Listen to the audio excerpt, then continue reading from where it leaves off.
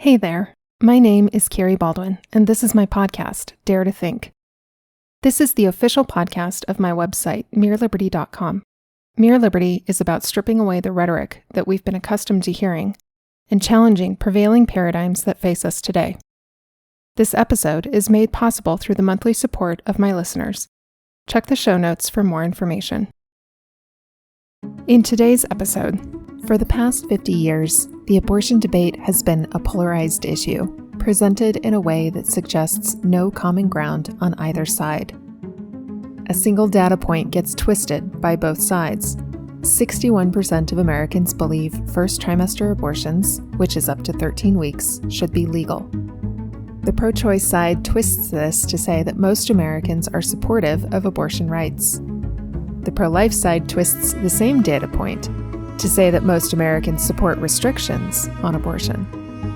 I don't see it the same way. I think most Americans exist in a gray middle. They're the ones who say, I'm pro-choice, but, or I'm pro-life, but. I was recently invited to be a guest on John Stossel's show to discuss abortion. I have a great deal of respect for John Stossel and what he does. However, I think Stossel missed an opportunity. I hold that libertarianism is a true alternative to the polarized paradigm we've been stuck in. In this episode, I sat down with Doug Stuart of the Libertarian Christian Institute to discuss some important elements of the interview with Stossel that didn't make it into the final edit. Join me, Kerry Baldwin, as we dare to think about how libertarianism changes the abortion debate. So, Kerry, you actually had the pleasure of being interviewed by none other than the great John Stossel a couple months ago, I believe. And I don't know if this was before the leak occurred about the Supreme Court decision or if it was after that. But why don't you give a little bit of the backstory? How did they reach out to you? What was their plan?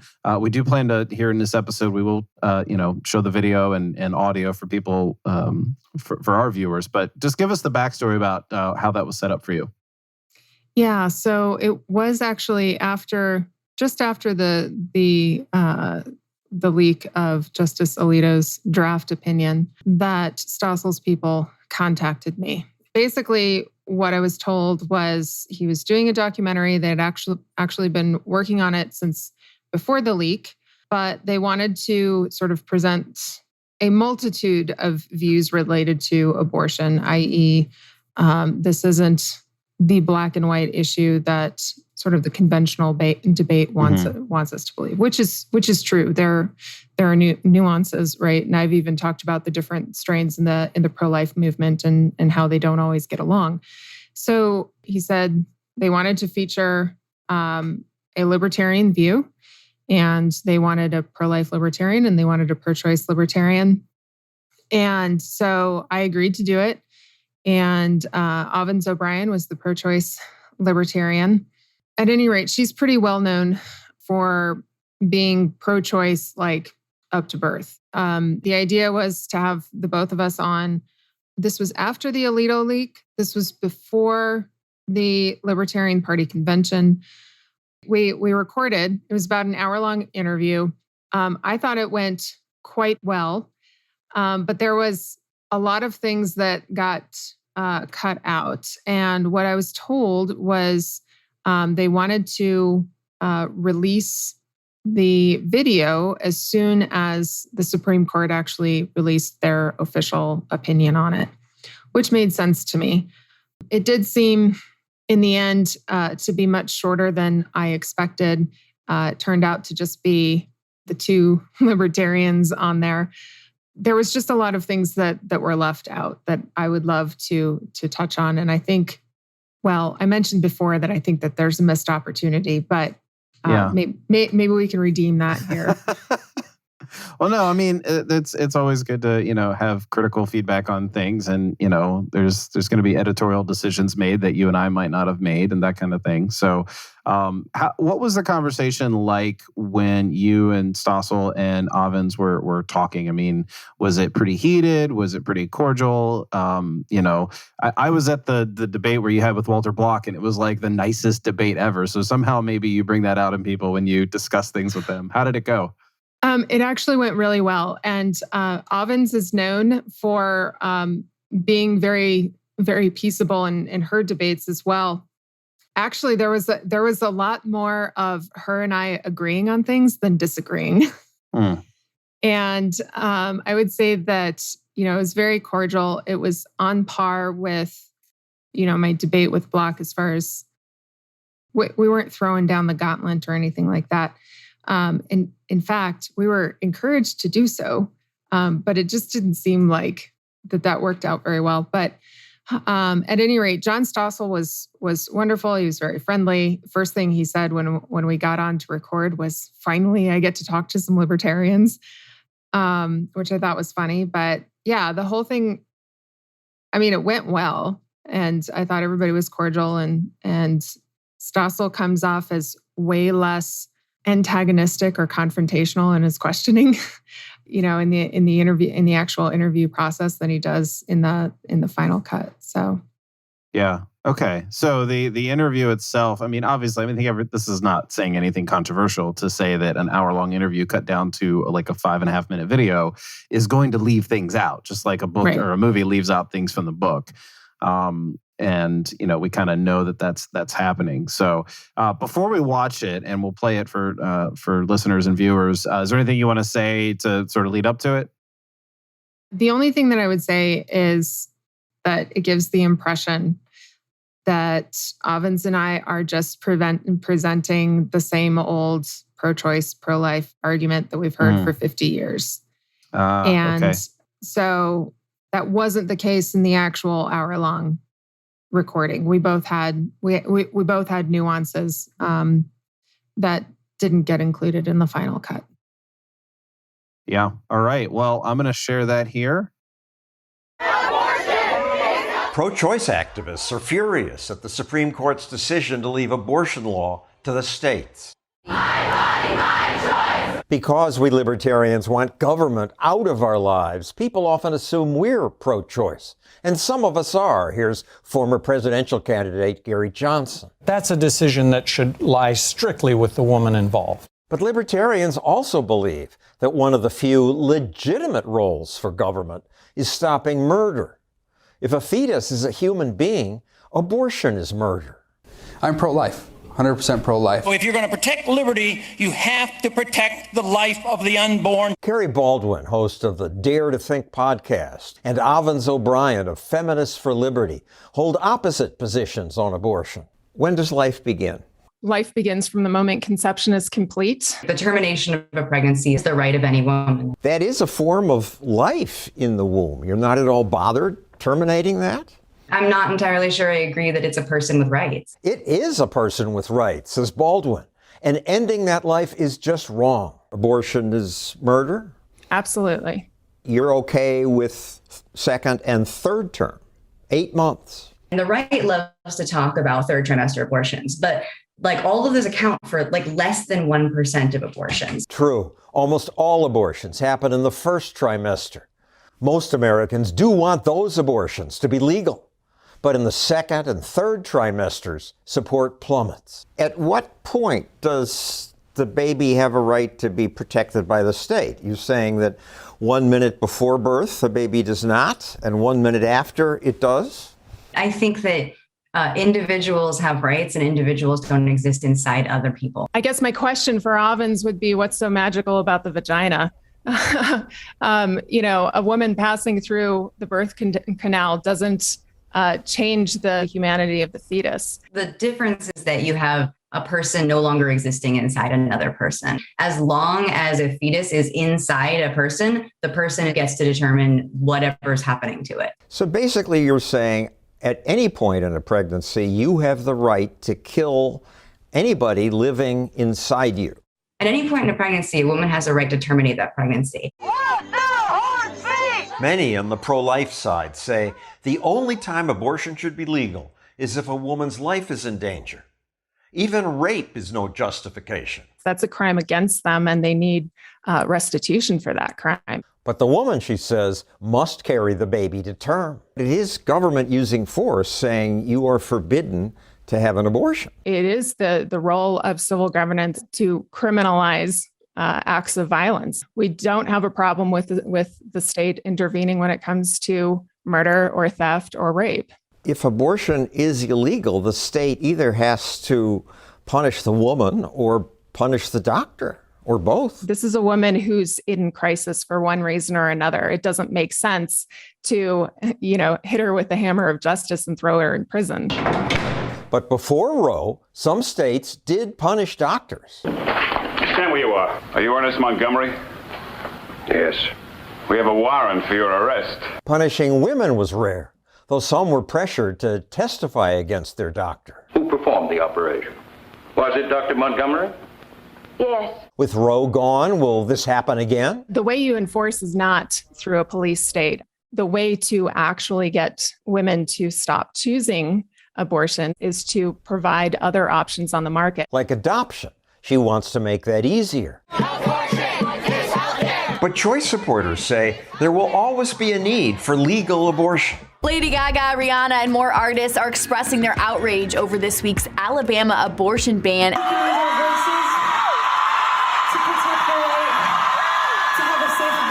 But I'm annoyed that they only lobby politicians. Why always turn to politics? Lady Gaga and Rihanna by themselves have enough money to fly every woman in a state where abortion is banned to a state where it's legal. Why is this a government issue? It would be great if celebrities were spending their money on mutual aid and direct action instead of lobbying politicians. Currently, there is a meme going around where people are saying if anyone needs to go camping because their state does not allow camping, if you want to come camping with me, we'll never talk about your camping. What's with the camping meme? Why don't they just say, we'll help you get an abortion? There are certain states in which that will create a legal problem. So might giving abortion pills to women. Bans against that will be hard for states to enforce, but they should try, says the pro-life side. I think it's necessary that the fetal rights are upheld. The two sides will never agree on this. Personally, I think it's reasonable if states ban late-term abortions, unless a woman's health is threatened. This sure looks like life to me. But I'm mostly pro-choice. We should own our own bodies. If someone's living inside you, you ought to have a right to end that life.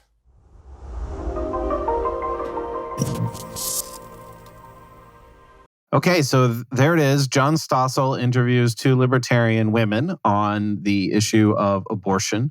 It's interesting also to me, like, obviously they waited till the Supreme Court decision came out, but they also, it was relatively maybe more coincidental than anything that the Libertarian Party has now removed abortion from, the official, I guess it's the platform or planks of the party.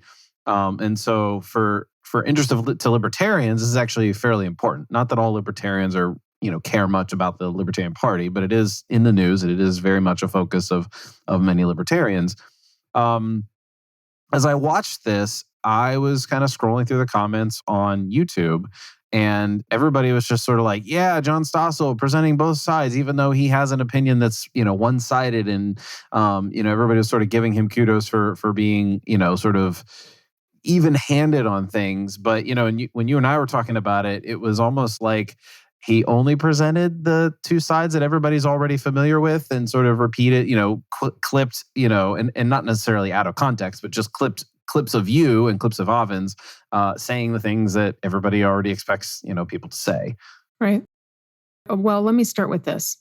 The things that were said that Avens and I agreed on were a lot of the things that I bring up in the article on LCI that I published explaining this whole thing with the Libertarian Party platform and removing the abortion plank. Because the areas of agreement, both between Avens and I and pro-choice and pro-life libertarians generally, are numerous. We both believe in inherent rights of everybody, regardless of gender. We believe that is derived from self-ownership. We both believe in repealing protectionist economic regulations. We both believe in equality before the law, especially when it comes to things like marriage and divorce. We agree in, use of private property and our free choice with that. And we even agree with the additions to the party platform that strengthen our opposition to, police abuse of police powers. So there's a lot of stuff for us to agree with. Did those come up in the interview, or were those just things that that you agree on because you've chatted with her before? No, they did come up in the interview. Okay. And one thing in particular that was left out was my reference to restorative justice. I would say that Stossel's presentation makes it sound like I'm okay with authoritarian enforcement of abortion, and that has been one of the unique pieces of my position is that I absolutely oppose that. Now, I've got suspicions as to why they left out the term restorative justice. At any rate, that was left out. Avens and I agreed that we shouldn't be using the authoritarian police state to enforce abortion prohibition. The other thing that he mentioned was that I believed in enforcing a drug prohibition against the abortion pill, and that's not true.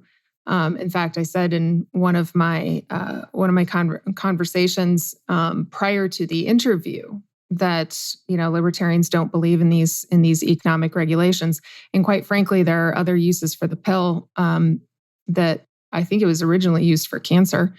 That probably there's not a good reason to ban it.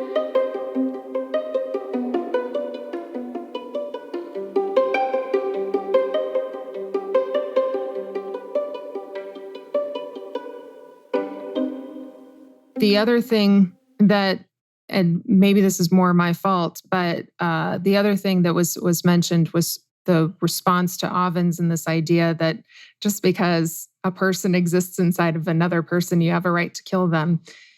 The thing about that is that there's only one instance where a person lives inside of another person, and it's an instance that we all go through, every single one of us. This isn't some unique situation. And so we can't just make the claim, oh, a person exists inside of another person, and therefore I should get to end that person's life. Well, no, this is the beginning of human life. This is the only situation in which a human exists inside of another person. And so we should actually be deriving normative law from it, not trying to apply disanalogous situations to it. And, that's maybe more of an intellectual answer than they wanted to present in the piece, and that's fine. It took you a whole minute to tell me, and you've rehearsed this enough. It's like, it's difficult to do it in sound bites. And I kind of felt like, more than thinking about this, I'm like, I could tell that the words you used and the audio was clipped in a certain way that's like, hey, we're going to keep this short. Mm-hmm. And I'm like, I wonder why. Like, is there like some algorithm that or is sort of best practice that they think is going to, do better if it's just under 6 minutes? And so that's how they cut it. Because I'm like, you're on YouTube. Like, you can make this however long you want. And honestly, I think because it's such an important topic and it's like, it's hot right now, right? That like, it doesn't matter if this were 6 minutes or 16 minutes, and it could have easily been 16 minutes with a different narrative going on there. Yeah, there's a lot more that was said that could have been said. And I was really hoping that Stossel, being a libertarian, would be willing to present those nuances. And for whatever reason, he didn't. And fine. I did mention before, I think this is a missed opportunity, especially given the fact that the Libertarian Party is trying to grow, and they removed the abortion plank specifically so that they could grow and actually make an impact on future elections. Stossel's a libertarian. And so I feel like it was a missed opportunity to say, okay, you've got all the Democrats and Republicans screaming at one another over the same argument that they've argued for 50 years. Why not listen to what the libertarians have to say, which is much more nuanced. They agree on many more things, even though they fundamentally disagree on whether or not the right to abort is founded in the principle of self-ownership. That's one disagreement that we have, right? We have so many more agreements. We have so much more common ground. Pro-choice and pro-life libertarians have so much more common ground. And it was a missed opportunity. Yeah. There's probably, even so, I mean, it's really good that you get to be on Stossel and have this, exposure to your ideas, and you're going to get to say those additional things, and get the nuance, because at least I hope, because I don't know, was there anything in there that stood out to you that they represented you in a way that was a little bit more unique to what you're saying? Or do you really feel like Kerry Baldwin happened to just repeat the talking points that they expected you to say? I think it was cut in such a way that it just made me sound like a conservative pro-life Republican. Yeah, right. And quite frankly, I think they cut it in such a way that Avens sounded unreasonable as well. I mean, obviously, I didn't agree with her stance on, keeping it legal up to birth. But, part of her argument was that, you don't introduce this precedent of the state getting to intervene in the bodies of people. And there's some truth to that, right? The issue of bodily autonomy and agency matters. Yeah. But they didn't get into her nuances either. So, yeah. What were some things that you appreciated that she said that maybe that were unexpected, or even maybe just things that you were happy she said or agreed with? She agreed with me that the way to, this isn't something that is, abortion isn't something to be happy and proud of. It's something that she would like to see, us end the practice of. And she agrees with me that we can use the market to do that. That was left out? That was left out. Yeah. Oh, wow. Okay. Yeah, that's pretty crazy. Like, and he even went into the whole government, like, why do we need to get government into it? I mean, maybe it was during that whole conversation that part was pulled. But that's really great that both of you kind of believe that like, because there's a lot of pro-choice libertarians who believe that it's actually, constitutional to say that this is a right. Yeah, I think if I'm being the most generous to her view, what she is saying is, we don't create a precedent, even if that's a person with rights. We don't create a precedent where the state can invade our bodies in some fashion. And that really the way to end the necessity, the felt need, at least in her view, the felt need for abortion is through the market, is to create these life-affirming options. Mm-hmm. But that we shouldn't set a precedent where we're allowing the government any sort of interference or invasion into the human body in whatever fashion.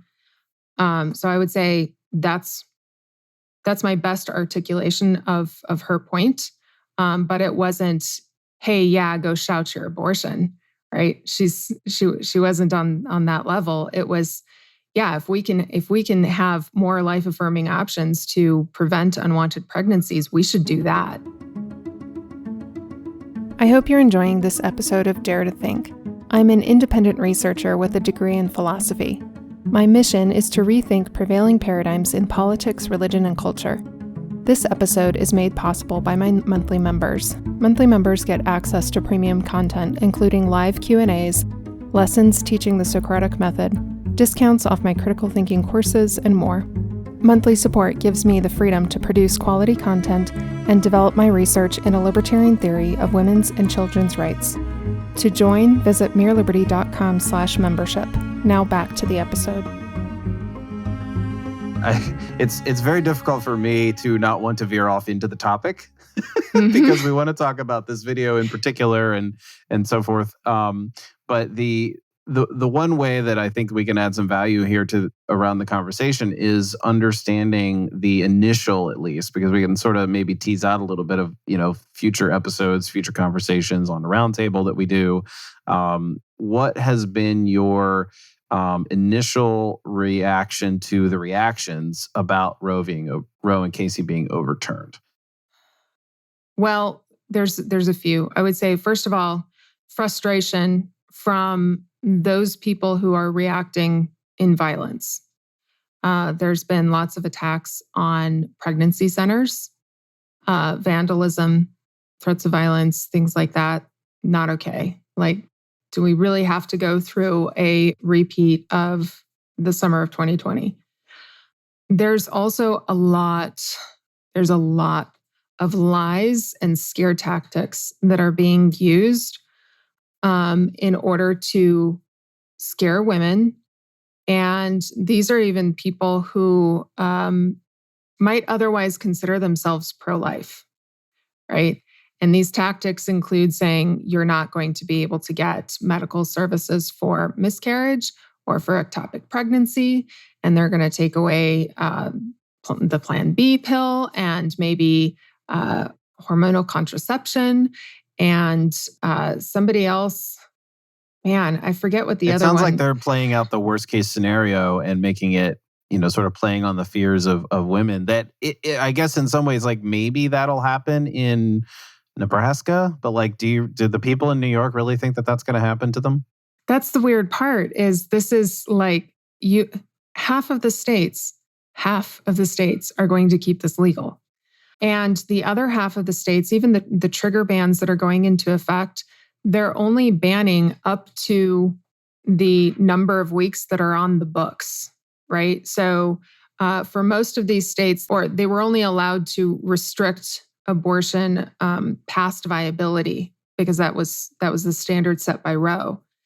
And so you have some states that are, had trigger bans in effect for 22 weeks, for 18 weeks, for 12 weeks, for 6 weeks, for 8 weeks. Those ones that are 6 and 8 weeks, those are the cases that were brought to the Supreme Court. They were challenged. Yeah.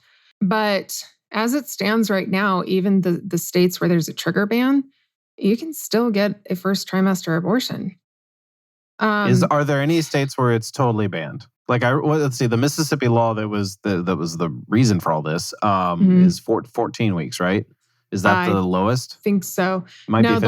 the lowest is 6 weeks, which was Texas. Now, I have seen, I forget her name, Lila Rose from LifeSite. She's sort of been the pro-life poster child for a while.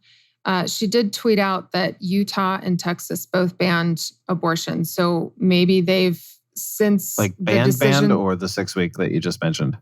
I'm not sure. That's the thing. So she doesn't allude to that. Yeah. Yeah.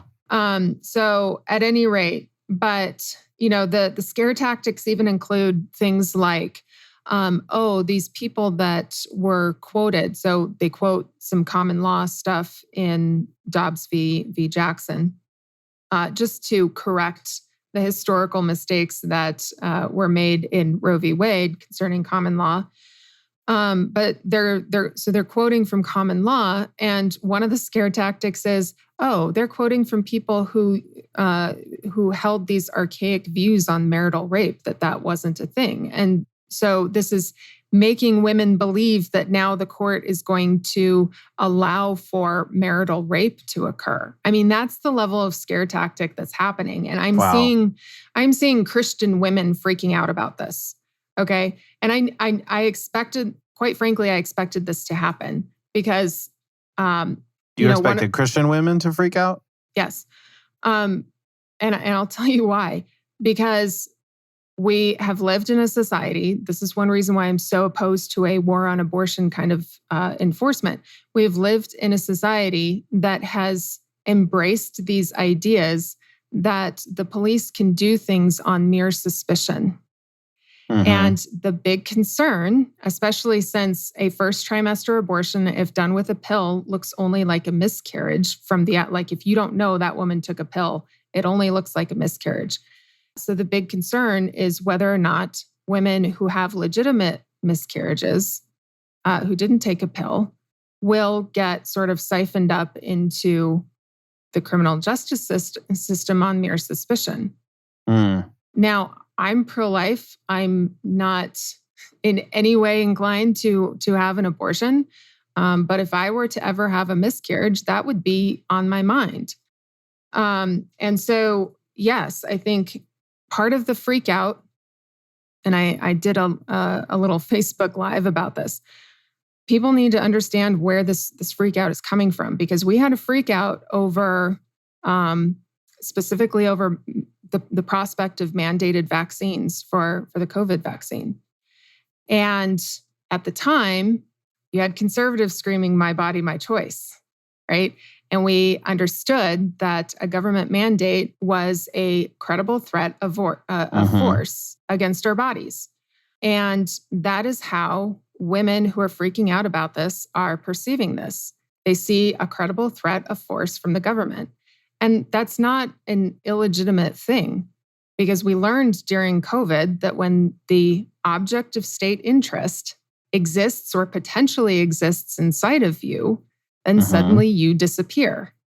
Your rights disappear. Suddenly what's inside of you becomes more important. And we saw what happened during COVID. We saw what happened when the state starts getting that focused in on things.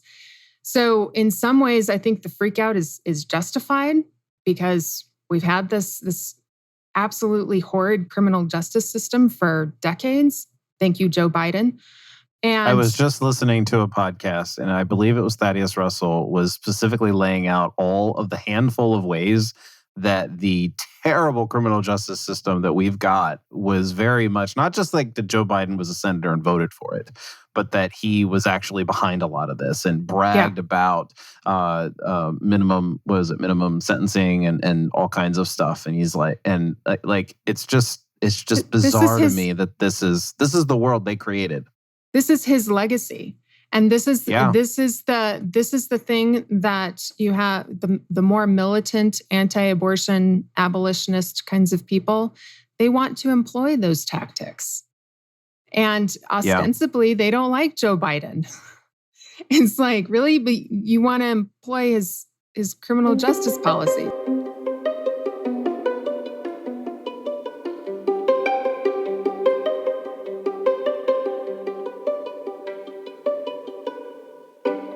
People need to understand that women who are concerned about this perceive a credible threat of force against their bodies. And that's not unfounded. And so we need to remember that. We need to remember what it was like when the government was saying, you don't get to leave your house. You have to put a mask on. You don't get to go to work. You have to take this vaccine.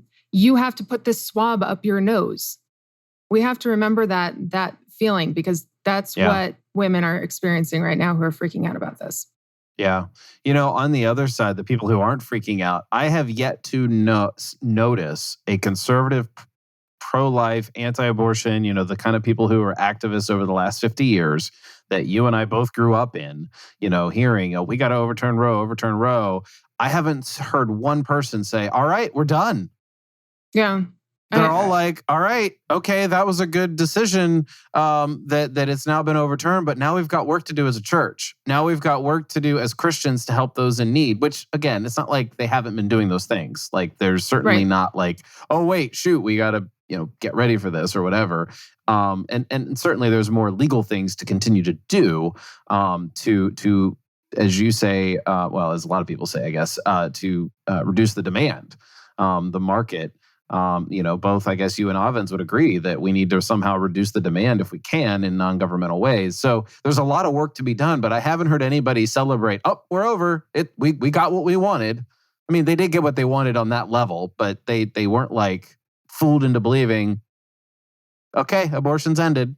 Yeah, and I'm glad that that's the case. I would say that there's two reactions as far as jobs not done sort of sentiment is concerned. People who are not part of formal 501c3 or political action organizations that are related to pro-life policy, those organizations are still like, okay, there's still more work to do because there's 26 states where this is still legal, right? So they're still going after the legal side of this. The people that I've seen say, our job's not done. Now we need to help people. Those people are not really, those have been like the Facebook comments, right? The random person on Facebook saying, hey, I volunteer at a pregnancy center and we could really use your help. And so those are where I'm seeing the comments saying, hey, it's time to buckle down and really offer our help where we can for women, so they don't feel the need to go seek this stuff in a black or gray market situation. Yeah. Well, before we wrap up, is there anything else you'd want to add about the video or about this whole post-Roe situation? I know we'll have future conversations, of course, but I'll let you have the last word here. Yeah, I think at this point, I would really hope that what libertarians in particular do in response is, in the states where abortion is made illegal, to really aim for criminal justice reform and really make sure that we are not permitting a war on abortion type of situation. Rights of the accused need to be upheld. We don't need to be, pulling women over on the side of the road for mere suspicion of something or another.